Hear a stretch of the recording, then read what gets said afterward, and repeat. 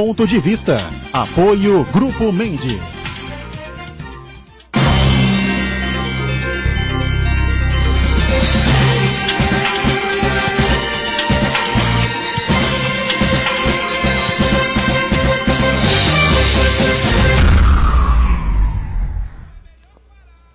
Olá, está começando aqui mais um Ponto de Vista, não é? A gente, junto com você aqui pela Santa Cecília TV, de segunda a sexta-feira, neste horário da 1h30 da tarde, que é uma tradição na discussão política e também, claro, no debate dos assuntos importantes que a gente tem aqui no nosso dia a dia da cidade, da região, áreas de educação, de saúde, segurança pública, transporte, enfim, os temas do nosso dia a dia, não é? Que enfrentamos diariamente aqui pela cidade e pela região metropolitana e sempre o espaço aberto para o debate também aprofundado dos temas de interesse nacional, né? Uma nova semana começa, os problemas da semana anterior já vão se acumulando para esta, os vazamentos lá do site Intercept Brasil envolvendo o ministro ex-juiz Sérgio Moro, os procuradores da Lava Jato, alguns juízes ou ministros, né, do Supremo Tribunal Federal, STF, agora as negativas.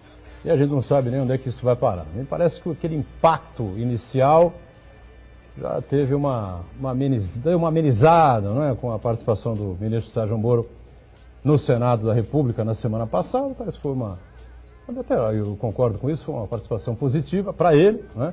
E para o governo. E vamos aguardar que novas informações tem aí o Intercept Brasil. Por enquanto, me parece que aquele impacto inicial acabou arrefecendo. Lembrando que nós temos sempre aqui no Ponto de Vista uma reprise pela Santa Cecília TV a partir das 8 da noite para você conferir também. Quem está conosco nessa edição é o juiz titular da 4ª Vara Civil aqui de Santos, Dr. Frederico Messias, que colabora com a gente e vai esclarecer aí uma série de temas e coisas importantes que a gente tem aqui para tentar desvendar com ele. Prazer recebê-lo. Tudo bem, doutor Messias? Prazer, Edgar. Um grande abraço a você que nos assiste em casa, os componentes da mesa. Estamos abertos a discutir esses temas que são bastante polêmicos aí na atualidade e, com certeza, visando esclarecer a população que muitas vezes não compreende muito bem como é que funciona esse tipo de situação. Ronaldo Serápicos, advogado, sempre antenado com a cidade, com o país, está com a gente mais esta edição. Tudo bem, Ronaldo? Tudo bom, Edgar. Um grande prazer estar de volta ao Ponto de Vista. Um abraço a todos da mesa e em especial ao telespectador da TV Santa Cecília. Doutor Armando Limato Júnior, advogado, né, da área criminal, importante especialista dessa área da advocacia, está com a gente também e vai colaborar conosco. Tudo bem? Prazer revê-lo, meu caro Armando. Um prazer. Tenho certeza que com essa bancada ilustre, né? Teremos essa hora aí, nesse período que nós temos para debater e falar, tenho certeza que vamos acrescer muito ao telespectador. Muito obrigado pelo convite. Obrigado a você que está conosco. O Marcos Santana está atento lá na ponta, às redes sociais, às transmissões que fazemos aqui do nosso ponto de vista. A sua participação sempre importante aqui com a gente. Tudo certo por aí, Santana? Tudo certo. Boa tarde a todos. Boa tarde especial que nos acompanha. Quero convidar você que nos acompanha ao vivo a participar também do programa, mandar sua pergunta, crítica, sugestão pelo Facebook. Ponto de Vista com Edgar Butrão ou por e-mail contato@pontodevista.tv.br. O programa também pode ser acompanhado ao vivo pela internet santaportal.com.br/tv. As edições anteriores do Ponto de Vista ficam disponíveis na internet também, no nosso canal no YouTube e na nossa página no Facebook. E você que nos acompanha na reprise às 20 horas, uma boa noite. Boa noite para você, lembrando sempre, 2h30 acaba o programa ao vivo, a reprise começa às 8, até lá, né? Eu já nem sei mais, Jesus Cristo, Deus, eles até duvidam, né, do que pode acontecer ou deixar de acontecer na nossa confusa República Brasileira. Vou começar aqui destacando o Jornal da Orla, que circulou no final de semana, né, aqui pelas nossas cidades aqui da Baixada Santista, e traz na capa aqui a manchete, por que as pessoas se tatuam, né? E realmente de alguns anos para cá, a gente percebe que virou uma febre, né, essa questão da tatuagem, né? Jovens, adolescentes, adultos, pessoas até da chamada terceira idade ou melhor idade, né? Para muitos a pior idade, né? Nunca se sabe, vai da cabeça de cada um, né? Todo mundo começou a se tatuar aqui. Vou fazer uma breve enquete aqui, começar lá pela ponta. Ronaldo, será que você tem tatuagem ou não? Não fez tatuagem? Não tenho. Está fora de moda você. A questão não é nem ética, nem moral, a questão é pessoal mesmo. Morro de medo de agulha. Só de ver uma agulha eu já me arrepio todo. Mas é o sinal dos tempos, é uma coisa moderna, clássica, porque primeiro que não é nova, né? A própria reportagem do Jornal da Aula faz menção a esse detalhe, né? A tatuagem é uma coisa de milênios, né? Uma coisa muito antiga. E mostra essa vontade do ser humano, né? De fazer parte de um grupo, né? Hoje se fala muito das tribos, né? As tribos urbanas. Então eu acho que o jovem, nem só os tão jovens, né? Mas as pessoas em geral gostam de se integrar ao seu grupo, à demanda, às pessoas que estão ao seu redor. Então uma parte é isso. Tem também a questão da estética pessoal, tem umas muito bonitas, eu já vi muito feias, mas tem umas de excelente bom gosto. Então é uma decisão difícil, né? E você sabe que a quantidade de pessoas que se arrependem é muito grande. Então, os caras não gostam do desenho, manda mudar. O cara escreve uma frase que está errada, às vezes a grafia está errada. Faz né? um desenho em cima. O cara se mete a fazer frase em japonês, em coreano, em chinês, depois vai descobrir que aquilo não é o que ele queria escrever. Aí, em inglês, né? A gente vê frases em inglês. Foi o nome de uma namorada, depois fica assim. Sem falar o nome da namorada. Então, eu vejo assim, eu vejo, por exemplo, horrível. hoje muitas mães colocando o nome dos filhos.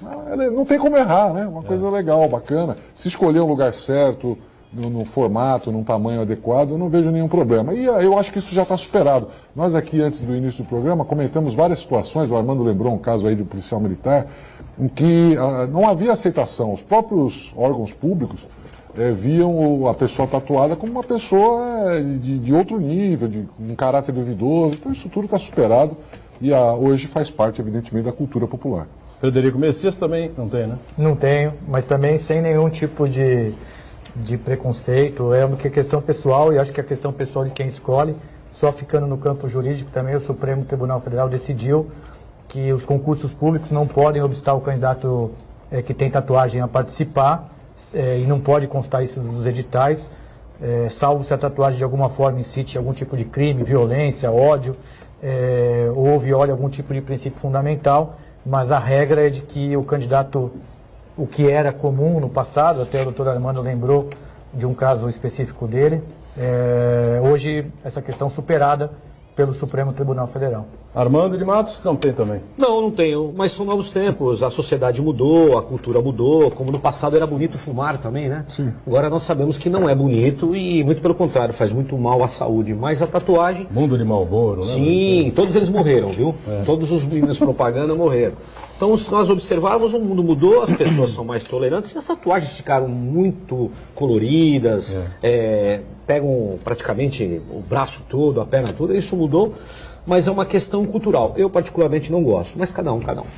Marcos Santana também não tem, não? Também não tenho, mas realmente é uma mudança nos tempos, né? Que desde a tatuagem é tão antiga quanto o mundo, né? Temos registro até de 3.000 anos antes de Cristo, já encontraram um cadáver fossilizado, encontraram vestígios de tatuagens nele, que seriam rituais sagrados para mostrar uma relação do homem com a divindade. Tivemos nos polinésios, na África, nos esquimós, quer dizer, a tatuagem faz parte da história da humanidade. E durante muito tempo foi muito associada à marginalidade, né? Bandidos, prostitutas, e assim por diante. E ao longo do tempo isso aí foi quebrando barreiras, né? E no Brasil teve uma pessoa muito importante, que o chamado Luc Tatu, que foi o introdutor da máquina elétrica de fazer tatuagem, que ele se radicou aqui em Santos 60 anos atrás. E aí a tatuagem começou a ter um caráter mais artístico, porque antes eram desenhos, traços muito toscos, muito rudimentares, né? Aquele desenho de cadeia, né? E aí com o Luc Tatu, a tatuagem passou a se tornar arte. E hoje, nos dias atuais, quem não tem tatuagem é uma exceção que foge à regra. O Ronaldo foi o único que se declarou aqui que tem medo de agulha. Você também tem medo de agulha? Pânico. Jamais daria o braço em qualquer lugar do corpo? Nunca. Esquece. Eu só queria... Agulha só se tiver no sufoco internado, às pressas do hospital, né? Eu só queria registrar, viu, Edgar, já que a gente falou desse assunto, que evidentemente que são coisas legais, bacanas, fazem parte do mundo moderno, mas a gente não pode esquecer que a tatuagem também já foi usada com fins nefastos, né? E o mais infame de todos eram as tatuagens dos judeus no campo de concentração, nazista, que era o número. Campo de concentração. Então, são coisas que a gente tem que lembrar para que nunca mais se repitam. As pessoas foram marcadas. E há relatos de outras situações ao longo da história da civilização, de escravos que eram marcados, coisas desse tipo. Então, só para a gente lembrar que essa transição da tatuagem virar uma questão artística, de personalidade, ela é importante, mas a gente não pode esquecer também de coisas que nunca mais podem se repetir na história da humanidade. Frederico também tem horror à agulha, não? Ou não é por esse Não, motivo? não é por esse motivo, não. Eu Peço uma encaro a inspiração, agulha... faria. Não faria porque eu não gosto. Ah, você não gosta. Mas encararia, Mas- se fosse diferente, encararia na boa. Não tem problema Se nenhum. não doesse, eu faria. Eu usava muito aquelas, lembra aquelas do chiclete que a gente colava? Tinha um monte daquela. Santana também tem Não, uma técnica na aliás, agulha, para essa entrevista, eu entrevistei. Pô, essa do chiclete eu já fiz também. não? Bom, quem não fez, né? Então, eu entrevistei um professor, um doutor em neurobiologia, e ele dá umas respostas muito interessantes para essas perguntas que nós todos temos, né? Então, ele fala que a dor do ritual de se tatuar faz parte aí da importância dele. Que ele diz que simboliza aquela superação, que a pessoa vai imortalizar na pele um símbolo que tem um significado muito especial para ela. Então, a dor faz parte disso daí, né? Eu lembro aquela passagem que alguns índios fazem, de colocar a mão numa luva cheia de formigas, e o índio passa de ser um garoto e ele integra ali a comunidade dos homens da tribo, porque ele passou por esse ritual de botar a mão em uma luva com formigas, e ele é picado a mão toda durante muito tempo, sente muita dor, alguns até desmaiam, mas precisam sentir a dor para virarem homens. Exatamente o que o Santana está falando. Bom, para não fugir da raia, eu também não fiz tatuagem até hoje, meus filhos já fizeram, a mulher tem uma pequenininha aqui com o nome, né, dos três, né, dos dois filhos e o meu, nome reduzido, né, é um EFE, Eduardo Fernando Edgar, ou Edgar na frente, claro, sou o chefe da tribo. Que garante? Por falar em tribo, né? Se não fosse eu... O que você tatuaria, Edgar? Se fosse tatuar, tatuaria por isso é que eu nunca fiz, na verdade. Eu nunca pensei, nunca tive uma inspiração para algo assim, que Senha do o nome banco, dos essas filhos, coisas. não sei o quê, papapá. O quê? Tatuar a senha do banco na Senha internet, do para não esquecer banco, mais. pra não Vai no esquecer caixa da eletrônico e vê a Isso aqui, tatuagem. né? Assim, né? Muito bem. Tirada dessas curiosidades que nós tiramos agora, aproveitando a matéria interessante aqui de capa do Jornal da Orla, vamos tentar aqui retirar também do nosso Frederico Messias algumas explicações, né, do que a gente vem acontecendo aí. E a principal delas, todas, evidentemente, é a relação que acontece entre o Ministério Público e o juiz, né, ou o advogado e o juiz, né. O Frederico inovou muito aqui no Fórum de Santos, enfim, os advogados podem até entrar em contato com ele por WhatsApp, por Skype, enfim, para tirar algumas dúvidas, para saber alguma coisa sobre os processos e tal. Mas como a gente conversava antes do programa, há um limite aí a ser estabelecido, né, Frederico? Falar sobre esse assunto é difícil, né, Edgar? Porque envolve muita paixão, né? Então, hoje a sociedade, ela está muito dividida e você, às vezes, falar com um argumento, uma opinião contra-majoritária é bastante complicado porque provavelmente choverão críticas apenas porque você pensa diferente de um lado dessa divisão que foi estabelecida na sociedade. Como a gente conversava antes, eu acho que a gente tem que separar esse tema em três pontos distintos e que não guardam relação de validade e de eficácia entre eles. O primeiro é que os fatos que levaram às condenações na Lava Jato e acordos de delação premiada, esses fatos foram comprovados em primeiro grau, julgados em primeiro grau, comprovados em sede de recurso e já há casos, inclusive, que já foram objeto de julgamento no Superior Tribunal de Justiça. Portanto, penso que em relação aos delitos na Operação Lava Jato, que foram investigados, apurados e resultaram em condenação, esses foram devidamente analisados não por uma instância do Poder Judiciário, mas em alguns casos até por 3 instâncias já. Outro fato, e eu vou lá no outro extremo, é a questão do chamado, que não se chama hacker, né? Se fala cracker. O hacker é o invasor do bem, né? O cracker é o invasor do mal. Aí que eu ouvi alguma coisa nesse sentido. Então houve ali uma invasão dos telefones, essa é uma prática criminosa. Isso não tem nada a ver com o jornalista que está divulgando essas conversas, não foi ele, a princípio, pelo que se tem de notícia, não foi ele o responsável pela invasão. O que é ato criminoso é a invasão em si. Doutor Armando, doutor Serato poderá falar aqui com mais propriedade, porque eu já estou afastado do crime. O jornalista que divulga a informação que recebe de uma fonte não estaria praticando em tese o crime, na medida em que não foi ele o invasor dos telefones. Nesse meio, entre essas duas situações, tem lá a postura do magistrado. Ex-magistrado, né, magistrado à época, hoje ministro da Justiça, que tem um apoio popular imenso.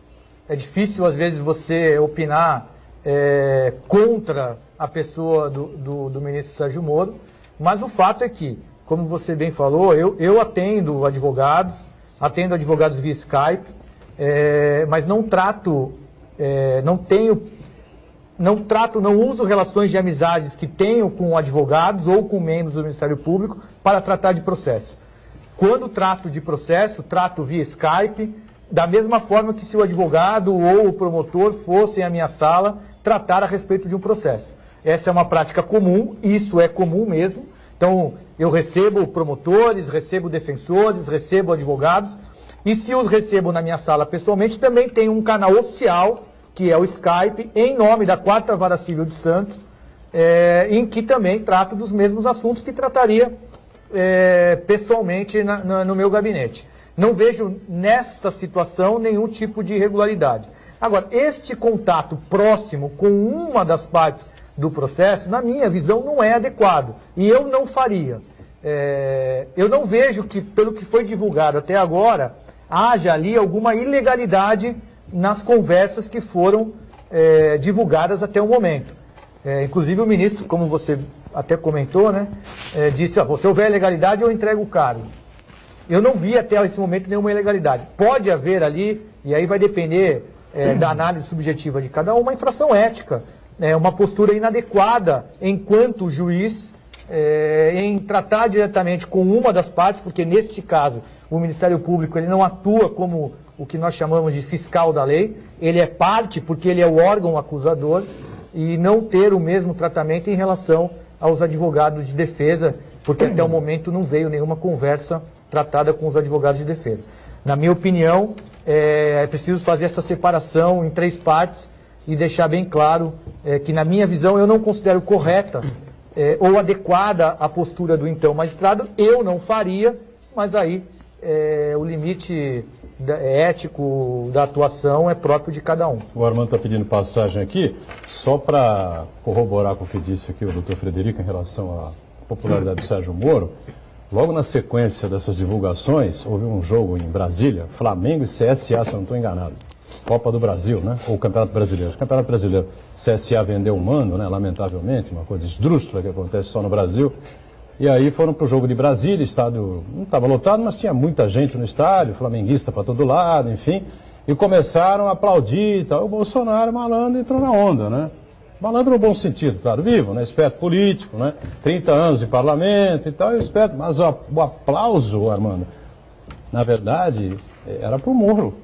Né? Então, realmente, o Frederico tem razão, né? A popularidade do Moro é altíssima. Se a gente lembrar outros fatos, eu lembro do ministro Rubens Recupero, do Fernando Henrique, que caiu ali porque falou enquanto a gravação não começava, mas estava ali já gravando, e acabou caindo porque talvez não tivesse a mesma popularidade. Talvez se fosse um ministro com menos popularidade, já não tivesse, porque o mundo político é diferente. Né?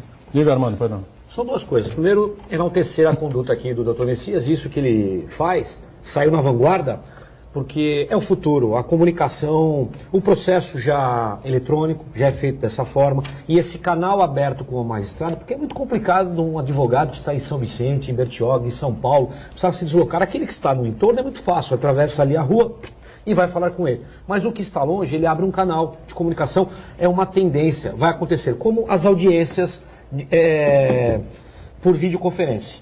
Isso, eu sei que a ordem bate, eu rechaço, eu entendo que precisa realmente acontecer, né, até para uma economia, mas o que eu quero falar, nós utilizarmos esse argumento de que a matéria, desculpa, o celular dele foi violado, e como disse o doutor Messias, isso é crime, e nós utilizarmos o jornalista para esquentar o produto. Porque, gente, olha, não fui eu, isso veio de um jornalista, então o jornalista pode, eu não preciso falar a fonte. Precisamos tomar muito cuidado com isso, porque vai acontecer a miúde. Falar, não fui eu que fiz essa violação, isso caiu no meu e-mail, mandaram para mim, mas quem é que foi? Quem é que te mandou? Não, eu não preciso falar porque eu sou jornalista, eu tenho imunidade. Aliás, eu não preciso falar qual foi a fonte, de fato não precisa. Então, muito cuidado com isso, pelos fake news.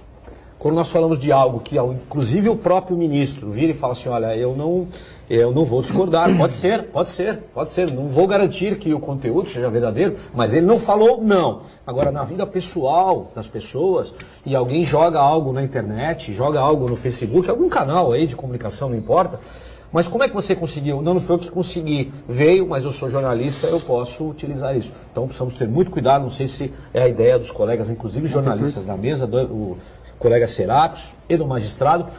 Eu sei que a lei hoje... Em última análise, isso inviabiliza a própria atuação jornalística, né? A liberdade de expressão, sim, né? Mas a liberdade de imprensa existe em favor do cidadão, né? Não, claro. Do direito de ser informado. Mas se depois nós apurarmos que eram fake news? Mas nós não tiramos nunca mais isso, doutor Messias. Eu também concordo. Aí tem nunca que responder. mais. Exatamente, porque a presunção inversa é complicada. Não é? Não sei o que o Serapis pensa. Eu acho que eu já tinha participado de uma discussão a esse respeito, Armando, porque realmente, hoje um sujeito mal intencionado, que seja jornalista, ele pode inventar uma notícia e dizer que foi uma fonte que nem divulgou. o jornalista sem mal intencionado, ele pode ouvir o canto da sereia daquele que, olha, eu tenho aqui um furo, mas não é um furo. Porque ganha popularidade, Sim, apesar que, no caso, as credenciais do jornalista, né, o Glenn já é conhecido, Greenwald, né? ele não precisa disso, né, vamos dizer assim. Mas ele tem um Mas tem um Pulitzer, né? Não, tô falando, ele não precisa disso. Tô falando. Então é um cara que a credibilidade dele acabou dando esse destaque todo, né? Eu acho que se fosse um outro jornalista, até pelo veículo, que é um veículo muito ideológico, né, o Intercept Brasil, não teria talvez não tivesse o mesmo impacto. O impacto é o Glenn, é o sujeito que está dando credibilidade à história. Mas eu concordo totalmente com você, e já havia havido um debate onde se cogitava a possibilidade do jornalista ter que informar a fonte em segredo de justiça. Então você informa a fonte, nós vamos checar a justiça em segredo, checa, não divulga, mas aí você tem lá uma câmara, alguma coisa assim, que vai decidir o seguinte, não, a fonte é legítima, pode continuar divulgando. Eu acho que é uma alternativa, porque senão nós ficamos... Mas aí eu entendo que o Estado está autorizando que um crime tenha sido cometido e não será apurado. Não, porque se você sabe a autoria e o sujeito violou o seu celular, ele praticou um crime. Como fica o Estado? Não, vai ter que apurar. Vai ter que apurar.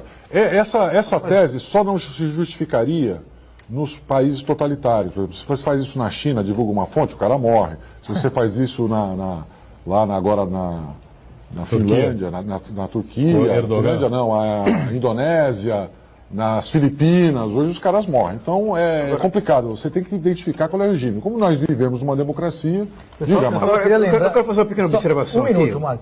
O Snowden, que divulgou fatos daquela que é a maior democracia do mundo, das mais antigas, está até hoje lá escondido na Rússia, porque divulgou fatos e querem a cabeça dele. E querem a cabeça dele. Então, acho que não é próprio de regime totalitário. A gente vai acabar com a própria atividade jornalística, né? É complicado. Agora, é difícil.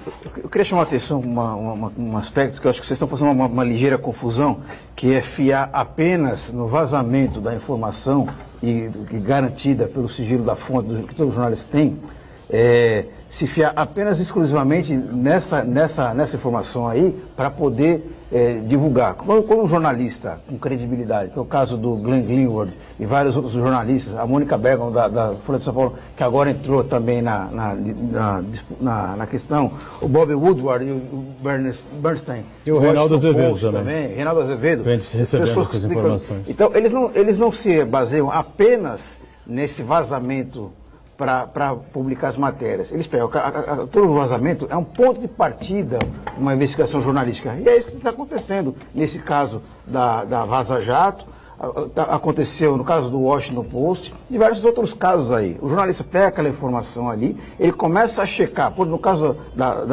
dos vazados, mostrando a relação promíscua entre o Sérgio Moro e o Deltan Dallagnol, começaram a perceber a cronologia dos acontecimentos. Promíscua por tua parte. Poxa.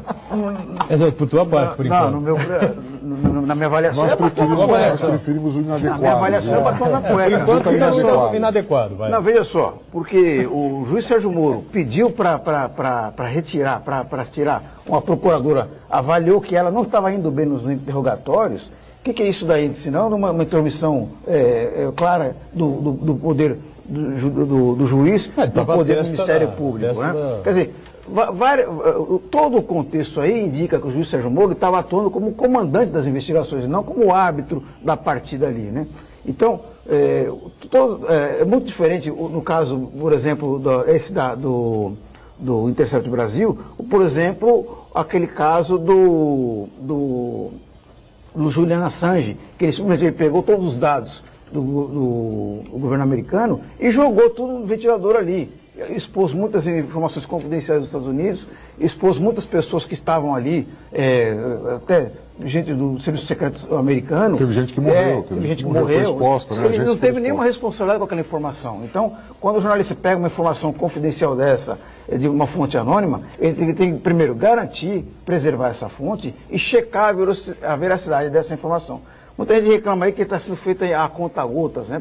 Ele argumenta que a quantidade de informações que ele conseguiu levantar é muito grande. Tanto é que ele agora começou a dividir a apuração com o Reinaldo Azevedo, com o repórter da Folha de São Paulo, e aos poucos ele vai divulgando. Vamos para o intervalo, voltamos já na sequência aqui do nosso ponto de vista, em instantes.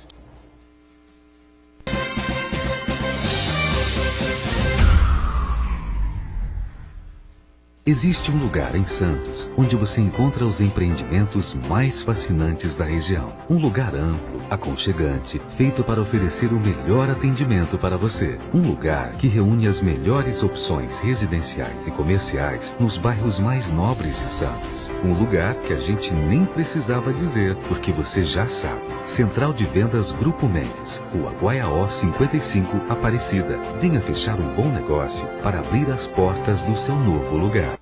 Parabéns, professores, alunos e funcionários da Universidade Santa Cecília. Mais uma vez, a universidade particular da região melhor avaliada pelo MEC com um conceito IGC-4, numa escala de 1 a 5, e entre as melhores do Brasil.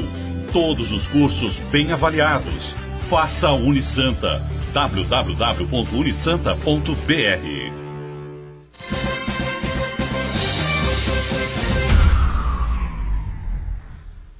Contra o Moro. Muito bem, sequência aqui do ponto de vista, né? O papo tá bom aqui durante o intervalo, né? Aqui que a coisa pega, tá certo? Aqui a gente com prazer nessa edição recebendo o Dr. Frederico Messias, juiz da 4ª Vara Civil aqui da cidade, o nosso Ronaldo Serápicos, o Armando, o Marcos Santana, lá na ponta conferindo aí o que de importante vai acontecendo pelo mundo, não é? Bom, meu caro Frederico Messias, essa questão de imparcialidade, não é, que a gente debate muito na Faculdade de Jornalismo, Faculdade de Comunicação, e a gente sempre chega à mesma conclusão. Não há imparcialidade, não existe imparcialidade. Todo mundo, de alguma maneira, acaba sempre tendo uma preferência ou um lado. O que existe se cobra das pessoas, em geral, né, juízes, jornalistas, enfim, editores na área da comunicação, né, é isenção. Né, isenção. O verde é mais bonito que o azul, mas se o verde estiver contra o azul, seja isento, tá certo? Não é porque o verde brilha mais para você que você vai ser tendencioso, né, a julgar a favor ou a calcar menos na tinta numa reportagem para o verde em detrimento do azul. Então, a partir daí, dá para perceber alguma coisa nessas decisões do Sérgio Moro, já que a defesa do presidente Lula, o ex-presidente Lula, que é a anulação, né, por imparcialidade. Inclusive ou falta de imparcialidade. O julgamento que estaria marcado para amanhã já foi adiado, foi adiado, né? O STF. Isso, que era o voto vista do ministro Gilmar Mendes. Ele foi adiado, não sei agora se tem dia ou não sei se alguém tem essa informação. Não tem não. O que eu acho assim, o maior dilema, independente desse caso, o maior dilema que o juiz tem é justamente esse, de não se deixar. Porque o juiz é um cidadão que nasce, cresce, desenvolve, estuda claro. na escola. Tem uma determinada formação. Enfim. Tem família, a família influencia claro. Nessa formação. Então, esses aspectos pessoais da formação do juiz, é óbvio que isso, em algum momento, influencia no modo de decidir, no modo de atuar daquele magistrado. É inegável. Agora, o que você falou, eu não posso, e esse talvez seja o grande dilema, eu não posso, por conta de uma questão pessoal minha, deixar que essa questão influencie uma decisão quando eu quando claramente a decisão deve ser em sentido contrário. Então, para pegar o exemplo aqui das questões de gênero, né, que a gente já discutiu várias vezes aqui, algumas vezes eu me deparei com situações ali que eu, enquanto pessoa, enquanto cidadão, talvez não achasse que fosse o mais adequado. Mas, naquela situação, enquanto juiz, enquanto recebedor daquele poder do Estado para decidir aquele caso, pensei que não me cabia deixar que o meu lado pessoal influenciasse a decisão que eu fosse tomar. Mas esse é um grande dilema e muitas vezes é difícil separar. O que acontece ali é que talvez se esses diálogos não viessem à tona, nós não estivéssemos questionando as decisões. Porque, aparentemente, como eu já disse, decisões que foram tomadas em primeiro grau, foram confirmadas no TRF4 e algumas até já objeto de julgamento no STJ. Mas quando você passa a ter conhecimento desses diálogos, você passa a fazer algum tipo de ilação quanto se aquela decisão foi influenciada pelo modo de ver o mundo do magistrado. E aí eu acho que deixa essa dúvida, que não é uma dúvida que o juiz deva deixar transparecer. Eu queria citar um exemplo, Edgar, para ilustrar isso que o doutor Frederico acabou de falar, correndo o risco até de ser rebatido pelo Marcos. O Marcos já andou ameaçando de vazar os áudios do intervalo. Ele disse que vai vazar os áudios do intervalo aqui, se a gente for contra ele. Mas é um caso que aconteceu comigo e ilustra essa história de você comparar a formação da convicção do juiz em relação ao pré-julgamento. O pré-julgamento é quando o juiz já começa o processo sabendo que vai condenar ou vai absolver. Esse é o pré-julgamento. É quando ele dá a decisão dele fora de hora e sem avaliar exatamente o que está acontecendo. A formação da convicção é uma coisa que vai acontecendo ao longo do processo. E seria muita hipocrisia a gente imaginar que, num determinado momento, em que o processo ainda está rolando, o juiz já não se convenceu de que determinado lado está correto. Então isso pode acontecer ao longo do processo. Evidentemente ele não pode divulgar isso antes, mas ele vai formando a sua convicção. Eu tive um caso em que um colega advogado pediu a suspeição do magistrado, porque vários casos semelhantes ele julgava todos da mesma forma. Eu falei assim, eu vou perder, porque ele julgou 10 casos iguais e os 10 ele perdeu. Ele deu para a parte para o autor a improcedência. Isso foi para o tribunal e o tribunal falou, mas isso é exatamente a integridade do magistrado. Isso mostra que o sujeito tem uma convicção e que ele tem um ponto de vista. Se ele julgasse casos iguais de forma diferente, aí sim ele estaria... seria duvidosa a forma como ele monta a sua convicção. E outra coisa, ele está julgando da mesma forma casos idênticos. Esse nosso caso aqui, esse caso que eu comentei, por coincidência, tinha um detalhe diferente e foi julgado de forma diferente. Então a gente precisa entender isso daí. O fato do juiz ter uma convicção, achar que o bandido tem que ser preso, achar que determinada prova é suficiente para condenação, não significa que ele está pré-julgando. A pergunta que a gente tem que fazer é a seguinte, se fosse outra pessoa, e não o Lula, que estivesse sendo julgado pelo Sérgio Moro, ele teria tido a mesma decisão? Se a decisão com as mesmas provas fosse a mesma, não há que se falar em pré-julgamento. Ele tem uma convicção que formou ao longo do processo. Muita gente foi condenada, esse processo não é só o presidente Lula, enfim, né? Mas... por isso que não se usa a inteligência artificial no lugar do juiz. Senão era um computador e pronto. Senão nós não contrataríamos mais magistrados no país, nós contrataríamos computadores de altíssima velocidade, geração, e o problema estaria resolvido. Cada caso é um caso. O sujeito pode furtar algo no mercado, o juiz absolve, porque o sujeito estava com fome. Nós sabemos disso, o direito penal explica isso. Cada caso é um caso. Mas ele praticou um crime. Nós podemos tirar a vida de outra pessoa e nós vamos alegar e provar que aconteceu a legítima defesa. O tribunal do júri não vai condenar, o próprio juiz, antes de mandar a júri, não vai fazê-lo. Por quê? Porque é uma pessoa, ele é um ser humano, ele sabe que isso pode acontecer. A inteligência artificial, ela é diferente. Agora, me parece, no caso que nós não tocamos ainda, mas parece que é o que todo mundo quer saber, do caso do Lula, me parece que houve uma tendência. É um ponto de vista meu, né? Mas talvez, se fosse um outro caso, uma outra pessoa, a pena não seria talvez essa. Mas pelo que aconteceu fora do processo ou dentro do processo? Está falando dos vazamentos, dos dois flancos. Dos dois flancos. Porque houve claramente um prejuízo à candidatura do Lula com ações fora do processo. Mas eu entendo que o objetivo era exatamente esse. Retirá-lo da possibilidade de concorrer ao certame, né? Porque talvez ganhasse primeiro turno. Não estou falando que eu sou adepto, que eu gosto, não é nada disso. Mas eu estou falando que o povo, que a massa talvez votasse nele.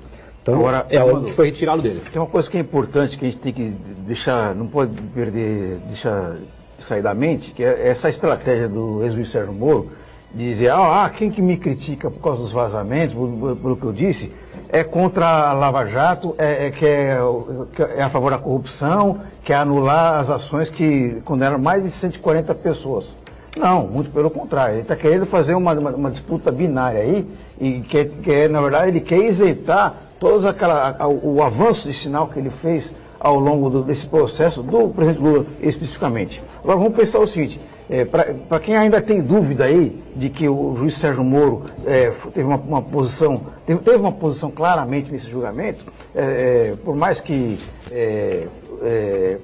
por não gostar do Lula, então imagina o seguinte, vamos supor então que o juiz Sérgio Moro, ao longo do processo do Eduardo Cunha, começou a trocar mensagens com o advogado de defesa do Eduardo Cunha e depois acabou resultando na inocência do Eduardo Cunha. Imaginou o que seria absurdo isso? Então, na verdade, que aí não daria, né, Marco? A situação acho que é diferente, porque os fatos não levariam à absolvição do deputado Eduardo Cunha, então presidente da Câmara. Como eu também acho que os fatos não levariam à absolvição do ex-presidente Lula, como eu acho que os fatos não levariam a não punição de todos aqueles empreiteiros que acabaram se envolvendo na Lava Jato. Os fatos levariam, concordo com o Ronaldo, os fatos levariam à condenação. O que a gente tem que discutir é se de alguma forma esses fatos, o processo, foram usados para atingir talvez um fim político, que era excluir o candidato da eleição, mas que os fatos levariam ao que levou, eu não tenho dúvida. Não, Messias, eu acho que quando fala os fatos aí, você está falando em cima da condena, da decisão do juiz Sérgio Moro. Porque a decisão foi confirmada, né? Está no processo. Não, olha só, mas a defesa do presidente Lula, não estou fazendo o papel de advogado do ex-presidente Lula, mas a defesa do presidente Lula e vários outros juristas não viram indício suficiente para levá-lo à condenação. Mas desculpa, né, Marco? Extremamente eu costumo dizer o seguinte, com todo respeito aos colegas, os advogados que estão à mesa, quando muitas vezes acontece em audiência, eu falo, olha, o juiz sou eu que decido. E no nosso sistema democrático, não importa o que o jurista analisou da decisão. O que importa é se a decisão foi confirmada foi decidida em primeiro grau, confirmada em segundo e em algumas situações já em terceiro grau. Então, quer dizer, no nosso sistema democrático não adianta a opinião do jurista, adianta que aqueles fatos, pela justiça brasileira, foram considerados fatos que levariam à condenação daquele indivíduo. Então, deixa eu pegar esse gancho aí, porque eu canso de repetir aqui 1 milhão de vezes. Acho que a pessoa tem que ser mal intencionada, mal informada ou louca, para não concluir que o apartamento triplex do Guarujá era direcionado à família do Lula, certo? Mas o cara, entendeu, tem o sorvete na mão e não consegue, entendeu, dar sorvetada na cara, não consegue comer o sorvete, ou aquele cara que é malandrão, picaretão, tem interesse na vitória do PT, na volta do Lula, essa coisa toda. É óbvio que o apartamento era direcionado à família do Lula, como o sítio, né? Mas o sítio não era dele, então não sei o quê. Bom, mas todas as obras de benfeitorias que foram feitas lá, pela Odebrecht, pela OAS, sei lá mais quem, foram feitas por conta da família do Lula utilizar-se do sítio. Então eu pergunto o seguinte, na minha opinião, o Lula é culpado. O que eu discuto aqui, o que eu acho foi absolutamente exagerado, o doutor Frederico Messias, é a questão da dosimetria. E aí é que a coisa se aproxima dessa história de tirar o Lula da disputa, enfim. Se ele tivesse pego 4 anos, 3 anos e meio, qualquer coisa assim, ele ia cumprir o quê? 6 meses na cadeia? Estaria de volta. Não, mas não poderia ser candidato. Não, mas eles participaria, não poderia ser candidato. Ele ia gravar na campanha para o candidato Haddad, ele ia nos comícios. Faria caravanas pelo Brasil. Fazia caravanas ao lado do Haddad. Fazer o que ele fez com a Dilma. Faria exatamente o que ele fez com a Dilma. Outra coisa muito legal, a velocidade da marcha do processo. Muito rápido. Aí a defesa concordou e até influenciou. Mas você sabe porque é uma vara especializada. Mas o TRF4 também ele julga pela cronologia. Ele segue lá o atual sistema do Código de Processo Civil, exige lá a ordem cronológica e parece que lá no TRF4 eles seguem essa... Nós sabemos que hoje o Poder Judiciário está muito mais rápido, até nos tribunais superiores. Sim. Tem N casos, julgando antigamente você ganhava na prescrição, porque subia, você conseguia que o processo subisse e não voltava mais. Quando voltava, não estava prescrito. Isso acabou. Mas eu não posso falar com exatidão, porque a 13ª Vara de Curitiba Federal é uma vara especializada, ou seja, só julga aquele tipo de procedimento. Então eu não sei se aquela marcha... Na verdade, né, ela julgava só Lava Jato. Além de ser especializada em crimes financeiros e tal, ela foi... Especialidade da especialidade. Exatamente. Vou aproveitar então, que você está aqui, você é um juiz, já atua na área criminal, está há muito tempo afastado, está na civil já há bastante tempo, atuando muitos elogios, não é? A gente fica satisfeito por isso. Explica, o que é? Como é que faz aquelas coisas? Nós temos professores de direito penal à mesa, mas a dosimetria é feita pelo critério trifásico. Também. E nesse critério trifásico, em que o juiz analisa 3 fases para chegar à pena, o código estabelece a pena mínima e a pena máxima, e dentro desse critério trifásico o juiz tem balizas que são subjetivas para fixar em cada uma dessas fases a pena final. E aí é claro que pode entrar ali uma dose de subjetivismo mais exagerada ou menos exagerada. Enfim, é algo que fica a critério do julgador, a lei assim permite. Só lembrando que o TRF4 ele elevou a pena que tinha sido fixada aqui em primeiro grau. Né? Verdade. Mas os professores de penal podem... do Ministério Público. Exatamente. O Ministério Público recorreu. O artigo 59 do Código ele é muito claro. E o juiz tem essa corda. Sim. E nós não sabemos o que o STF fará, né? Nós não sabemos ainda. Essa corda que o juiz tem de ficar, não seria algo crível alguém, um réu primário sendo julgado a primeira vez, vai cumprir a pena máxima naquele crime. Não teria sentido, até para você dar uma chance à pessoa a se reintegrar à sociedade. Você tirar essa possibilidade, então o juiz tem essa corda, esse elástico, que ele estica um pouco mais, e a lei é muito clara, ele pode fazer isso e deve fazer isso. Diga, Santana. O Robson Gadi, que é estudante de Direito da UNAERP de Guarujá, ele está falando sobre a relação entre juízes, promotor, Ministério Público e advogados. Ele pergunta se a atividade do advogado está abaixo, sob o aspecto institucional, e importância na realização da justiça. Não, muito pelo contrário, nós somos todos iguais. Os advogados estão inseridos no corpo constitucional, né? Nós somos todos iguais. Como disse o doutor Messias, quem julga a última palavra é dele, é do magistrado. Não por importância maior, mas por conta de um sistema que precisa ter alguém que decida, né? Sim, ele é que tem Isso lá. Não significa uma hierarquia em relação... De jeito nenhum. O Ministério Público, estou falando no crime, né? O Ministério Público é o fiscal da lei e ele faz a acusação. Ele mostra ao magistrado, Excelência, eu tenho esses pontos aqui, quero debater isso. Vem a defesa e fala, esses pontos aqui são um pouco nebulosos, eu tenho uma prova contrária. O juiz vai ler tudo isso, vai fazer ali um estudo e vai decidir. Mas quem faz isso é o homem, é o ser humano, não é a máquina. Depois, se eu entender que o doutor Messias está equivocado, errado, ou carregou na tinta, nós vamos ao tribunal. E o Ministério Público faz da mesma forma, como fizeram no caso do Lula. O Ministério Público recorreu e o tribunal acresceu a pena. Por quê? Porque aconteceu o recurso do Ministério Público para agravar a pena dele. E de fato foi o que aconteceu. Depois, no STJ mudaram. Mas assim que funciona. Nós somos todos iguais. O advogado, o promotor e o juiz. Eu mandei, inclusive, retirar o meu tablado. Você tirou o tablado? Tem aqui, tinha um tablado que elevava a cadeira do juiz em relação aos que ficam à mesa de audiência. É uma área de superioridade. Assim, quem for a minha sala, além do que era feio pra caramba, quem for a minha sala vai ver que fica tudo no mesmo patamar. Né? Mesmo patamar. O intervalo mais, voltamos na sequência do ponto de vista. Já.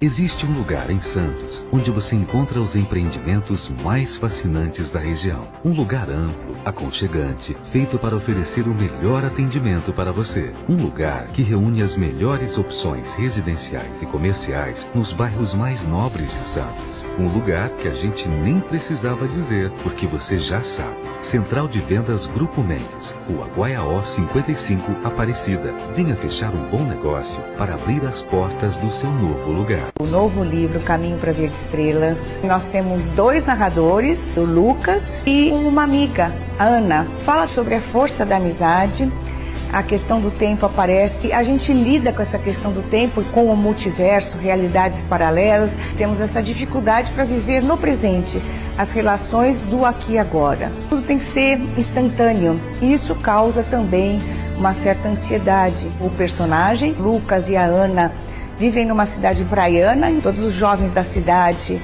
eles acordam com uma epidemia, eles perderam a capacidade de imaginar, de criar. O Lucas vai tentar ajudar a Ana a sair dessa. O livro também tem outra inovação, tem uma playlist, que são as músicas em que eles ouvem, expressam também os sentimentos e aquilo que está acontecendo no momento. E eu estou convidando você para fazer parte disso, encontrar e criar esses caminhos para ver estrelas. Siga o caminho nas redes sociais.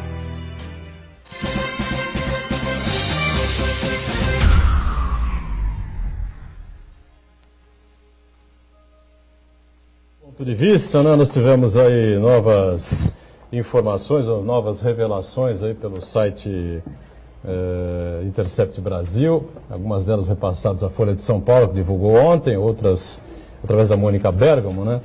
A Mônica Bergamo é muito criticada, muito atacada aí com relação às suas relações de esquerda, ou com o Partido dos Trabalhadores, ou com o ex-presidente Lula, né? Sei lá, não respondo pela Mônica Bergamo, né? Mas acho que ela tem uma proximidade um pouco exagerada também, se é que a gente tem que falar a verdade, né? Então vamos falar. Agora, o Reinaldo Azevedo não, né? O Reinaldo Azevedo sempre foi crítico, feroz do Partido dos Trabalhadores, dos governos Lula e Dilma, não é? Especialmente na área econômica e numa série de pontos aí que o Reinaldo discordava do PT, batia de mão aberta no PT, como o Marco Antônio Villa também, né? Da ex-rádio, ex-Jovem Pan. O Villa agora tem um canal aí no YouTube que ele faz basicamente a mesma coisa que fazia lá, né? E continua crítico, né? Mostra que são duas pessoas absolutamente corretas, procuram ser honestas, né? Atacavam um governo, criticavam aquele governo, entrou um outro governo que é absolutamente diferente em outra linha, o país não anda, não sai do lugar, tá certo? Até piora a economia, né? Em 3, 4 meses, a economia conseguiu piorar do que estava ruim na época do presidente Michel Temer. Aí vem essas novas revelações e alguma coisa aí de novo chocou aí, te impressionou mais ou menos, Federico? Acho que as revelações... Eu tenho a impressão que está desimpactando um pouco essa coisa, se é que existe esse termo aí, viu?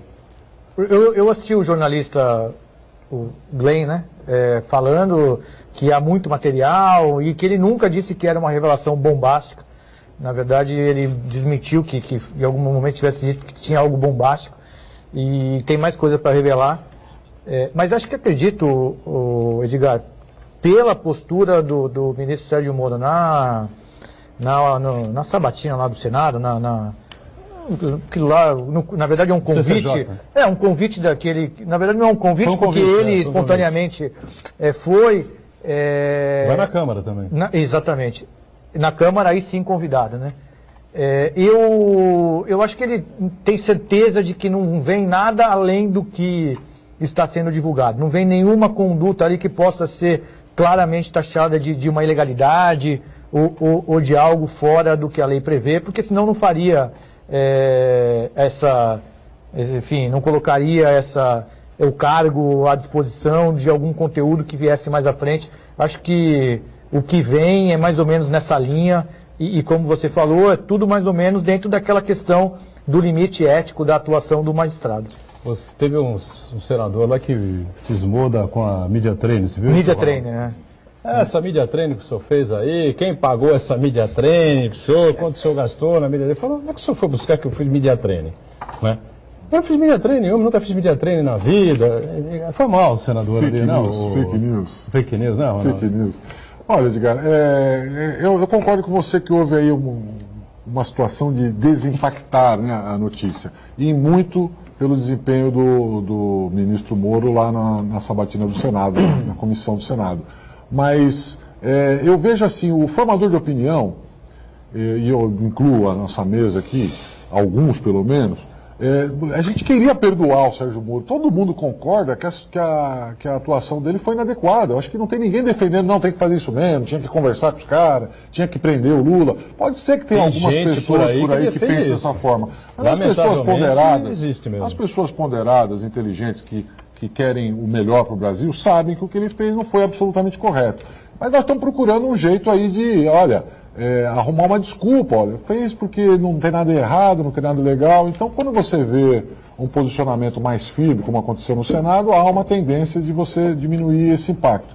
Mas a verdade é que ele, de alguma forma, vai ter que responder pelo que aconteceu. E o Marco tem razão nesse sentido. A gente não pode admitir esse tipo de coisa. Você pode até falar, olha, não teve impacto no julgamento, não muda o que foi feito, mas não pode passar batido. E para a gente fazer este julgamento do julgador, né, julgar quem julgou, nós precisamos que venha à tona todas as informações. Essa história do conta-gotas pode ser jornalisticamente aceitável, mas para a gente fazer um juízo de valores é inviável. Eu preciso saber o contexto, quando a cronologia, como o Marcos também levantou. Mas isso é uma técnica para você desgastar a pessoa da mesma forma como você tortura. Eu acho que faz parte. A fritura faz parte do jogo. Até porque se na verdade o Moro também fritou o Lula nesse aspecto. Para tentar que mas ele para nós, joga a camisa. Para a gente poder falar, olha, ele realmente é culpado, precisa até pagar pelo que fez, nós precisamos da mensagem inteira. Detalhe, como disse o Dr. Messias antes de nós entrarmos, ele não é mais juiz, ele não pode mais ser responsabilizado. O que eu acho que vai custar a ele, isso é um entendimento meu, posso estar enganado,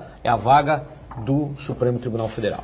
Que eu não sei se o Bolsonaro, na verdade, ele quer dar essa vaga para outra pessoa, para um evangélico, que ele fica falando toda hora, que precisa botar lá uma pessoa ligada à igreja. Ele fala isso, já falou várias vezes. Então me parece que essa vaga dele aí, não sei se é a do Celso de Mello, que é a primeira agora, e depois a do Marco Aurélio Mello. Novembro do ano que vem. Então, e depois Marco Aurélio Mello. O Bolsonaro deve indicar no mínimo 3 no primeiro mandato. No mínimo 3. E se não acontecer alguma outra vacância, né? Por morte ou por... Então, quer dizer, tem vaga para o Moro se ele quiser. E se ele não quiser, ele tira o cara. Isso Frederico Messias, o Supremo precisa de um evangélico. Eu acho que o Supremo precisa de bons juízes. E agora, se é evangélico, católico, enfim, se não professa nenhuma religião, eu acho que o Supremo precisa de bons juízes. Portanto, o critério que deve nortear a indicação não deve ser a religião, e sim a formação jurídica, a capacidade jurídica, a capacidade de ser um bom juiz. Ontem houve lá em São Paulo mais de 3 milhões de pessoas nas ruas, né? Com a parada LGBT, né? Mais, né? LGBT+. Eu me confundo um pouco. Antigamente era simplesmente parada gay, né?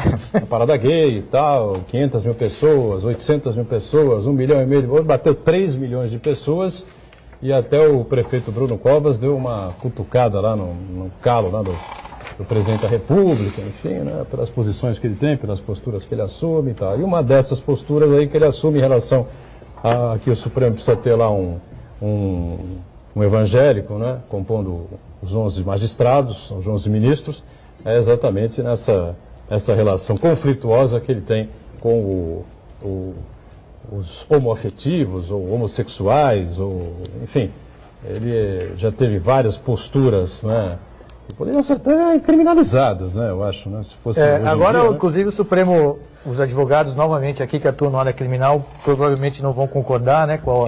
Mas o Supremo decidiu que os atos de homotransfobia, né? Homotransfobia, é a homofobia e a transfobia. Eles podem ser enquadrados no crime de racismo, na lei de racismo, entendido o racismo aí quanto a essa questão de gênero. Mas disse também essa é a tese principal, uma segunda tese fixada no julgamento, é de que a liberdade religiosa continua, portanto, quem eventualmente opinar no sentido de que não concorda com a questão da homoafetividade ou da transexualidade não será punido por isso, salvo se o discurso incitar a prática de crime ou o ódio. Então, o Supremo procurou de alguma forma proteger a minoria homoafetiva, transexuais, e de outro também preservar a liberdade de crença, a liberdade religiosa, dizendo que a simples opinião contrária ao homoafetivo ou ao transexual não configura crime. Não pode ser configurado crime equiparado ao racismo. Os advogados, correto. Os advogados têm reclamado porque teria sido criado um tipo penal sem lei violando a Constituição. A coisa mais linda da justiça é o equilíbrio, né? Quando essa decisão do Supremo é uma das poucas dos últimos anos, absolutamente equilibrada, perfeita, eu não tenho reparo nenhum a fazer. Eu acho que É isso que a gente espera do Judiciário. Agora E o do Congresso que devia Supremo. ter feito essa... Eu acho que uma legislação, assim? o Congresso exagera a legislação. Se você põe lei demais, Edgar, você engessa o Judiciário. Tem que ter essa margem. É que nós estamos falando agora com o doutor Armando, não pode ser computador. Vocês querem, se você codificar tudo, transformar tudo em norma, você começa a vir a palavras cruzadas. Ah, isso aqui é crime, está preso. Isso aqui não é crime, está... Você tem que ter uma margem para a interpretação. Porque a sociedade evolui de uma forma muito rápida, mais rápido do que a gente consegue fazer as leis. Então, há pouco tempo atrás, o adultério era crime. O sujeito foi pego lá, vai preso. Então, e a ali sociedade evoluiu. A Constituição traz, a gente sabe que a Constituição foi feita lá há 30 anos atrás, então a gente tem 30 anos de mora legislativa do Congresso. Pode ser, o Congresso não queria legislar sobre esse tema.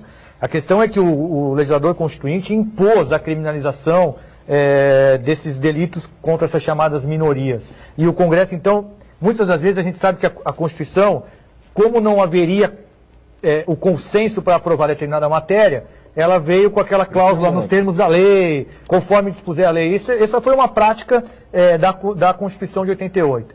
E nesse ponto específico, a tese do Supremo é de que o legislador ele não teria opção, ele teria que legislar porque havia um comando impositivo por conta da Constituição. E não é que... A tese é a seguinte, enquanto não legislar, prevalece esta equiparação com o crime de racismo. O doutor Messias falou agora uma palavra, essa minoria, nós observamos a quantidade ontem de pessoas. Isso hoje em São Paulo... Não é tão minoria mais, né? Mexe com a economia da cidade. Com a economia da cidade, opa. Hotéis, estacionamentos, lanchonetes, restaurantes, mexe com a economia, como é a Fórmula 1, como é o Carnaval hoje em São Paulo. E a sociedade também descobriu que essas pessoas gastam muito dinheiro. Por quê? Porque, via de regra, são casais, via de regra, que não têm filhos. Sim.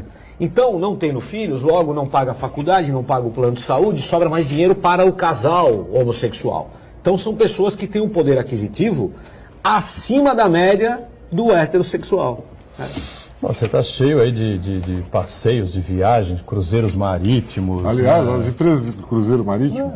Eu conversando com uma dessas pessoas, ele me falou o seguinte, que eles provavelmente vão fazer mais cruzeiros, que eles chamavam gay, agora LGBT, do que universitário, porque os passeios de LGBT são absolutamente pacíficos, tranquilos, bonitos, e os universitários destroem o navio. Quebram, tudo chocado. Você vê que acabou essa história, né? É uma evolução. Armando de Matos, não vou deixar você passar hoje em branco aqui, faz tempo que você não fala sobre aquele crime bárbaro, né? Aquele absurdo que aconteceu lá no Bacará, que já está extinto, né? Ele tentou voltar com um nome diferente, voltou com um nome diferente, mas aí o Judiciário, a própria Prefeitura, acabaram intervindo lá e foi fechado o local. Me parece que o dono ainda está desaparecido. Nós teremos um júri próximo, é isso? Sim, nós temos 4 pessoas envolvidas, 4 réus, né? 2 estão presos e 2 estão desaparecidos. Um deles é o proprietário do estabelecimento, que é o Caran, e o Brito, que era o chefe da segurança. O processo está correndo em uma marcha muito boa, nós teremos muito breve uma sentença, acredito que de pronúncia, e logo o juiz vai recomendá-los ao júri, que vai julgar a sociedade. E os outros 2 ainda estão foragidos, nós não sabemos o que o magistrado vai decidir, se vai decretar revelia, se fará o júri sem a presença deles, mas 2 ainda estão foragidos. Lembrando, o proprietário da casa, que é o Vitor Caran, e o outro é o Brito, que era um rapaz que chefiava a segurança. E por que estão envolvidos? Porque quedaram-se, nada fizeram quando observaram os 2 seguranças batendo, dando socos, pontapés, levando à morte o rapaz, e ficaram ali ao lado e não fizeram intervenção alguma. Então o Ministério Público, da vara do júri, entendeu que eles participaram também do crime. É uma animalidade. Sim, um caso muito triste para a sociedade. Peço perdão aos animais, né? Uma monstruosidade, uma coisa inacreditável feita por aqueles 2 seguranças que acabaram levando a óbito, levando à morte um jovem de 20 anos. 21, desnecessariamente. Desnecessariamente, sem vai dúvida completar alguma. um ano agora, é isso que eu te o mês que vem. O mês que vem completa um ano. A coisa boa nisso é que ele tinha uma irmã, né? E a irmã está grávida e vai dar à luz agora, muito próximo, do falecimento do próprio irmão, né? Esse é o lado bom. Mas o pai, a mãe e a irmã até hoje não conseguem aceitar isso. Nenhuma família aceitaria da forma trágica, porque esse menino padeceu no hospital durante 21 dias, doutor Messias. 21 dias. Trágico. Muito triste. Muito bem, finalzinho aqui do ponto de vista. Obrigado ao Frederico Messias, juiz da 4ª Vara Civil aqui de Santos, mais uma vez vindo aqui de bom grado, de peito aberto, para conversar sobre todos os assuntos que a gente coloca na pauta, né? Obrigado ao nosso Ronaldo Serápico, sempre com a gente, como o Armando de Massa também, o Santana diariamente conosco. Segunda a sexta ao vivo, ponto de vista, 1h30 da tarde, aqui pela Santa Cecília TV, com a reprise às 8 da noite. Obrigado, valeu, gente. Tchau.